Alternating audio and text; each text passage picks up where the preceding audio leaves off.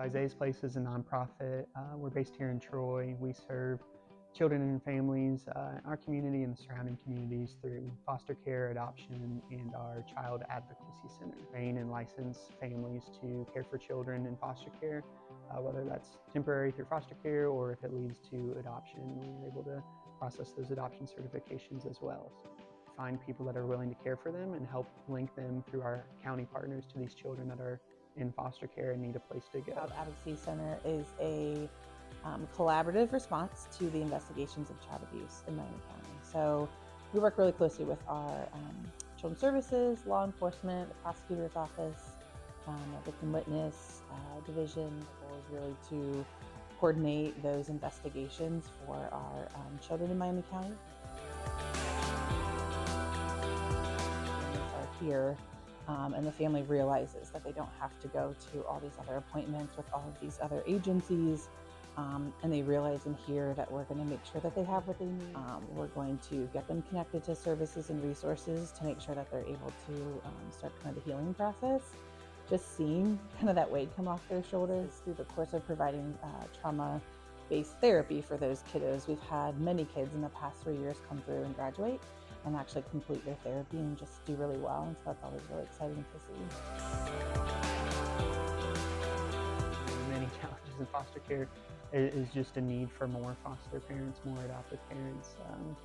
At any given time, there's quite a few more children in care than there are caregivers. If there's a child going into foster care and for whatever reason there's not a foster family to take them in, they have to look at a group home or a residential setting. And so the challenge is just getting more and more families to care for these children and especially teens. I think the largest thing is that our program specifically, we don't have a revenue stream. So we do not charge these families for any of these services. I think the main thing for me is just awareness. So just knowing that we exist if families have a concern about child abuse. A lot of times people just don't know where to turn. They don't know who's out there to help or how to respond. And so really just we want people to know that we're here, we exist for that. We do some trainings for the community. So if folks are interested in having some training for like a child serving organization, if they have like a daycare or anything where they work with children, they certainly are happy to come out and do some training to help them recognize the signs of abuse, know how to respond.